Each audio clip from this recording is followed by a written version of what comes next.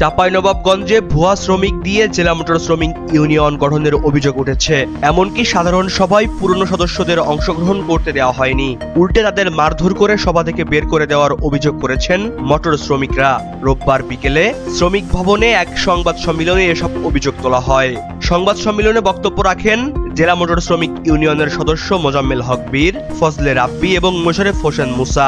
ওই সময় শ্রমিক নেতা সাইদুর রহমান ও আনারুল ইসলাম আনার উপস্থিত ছিলেন। সংবাদ সম্মেলনে অভিযোগ করা হয়, এতদিন জেলা ট্রাক, ট্রাঙ্ক লরি ও কারবার্ড ভ্যান শ্রমিক ইউনিয়ন নিবন্ধন নং 474 ও জেলা মোটর শ্রমিক ইউনিয়ন নিবন্ধন নং 3063 একীভূত হয়ে সাংগঠনিক কার্যক্রম পরিচালনা করেছিল।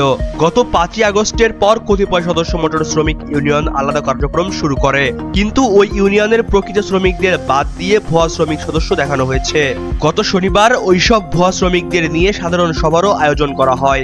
মোটর শ্রমিক ইউনিয়নের 2 নম্বর সদস্য মোজাম্মেল হক বীর বলেন, আমরা সংগঠনের পুরনো সদস্য, আমাদের না ডেকেই তারা সাধারণ সভা করছিল। খবর পেয়ে সেখানে গেলে আমাদের মারধর করা হয়, এতে 6 জন শ্রমিক আহত হয়েছেন।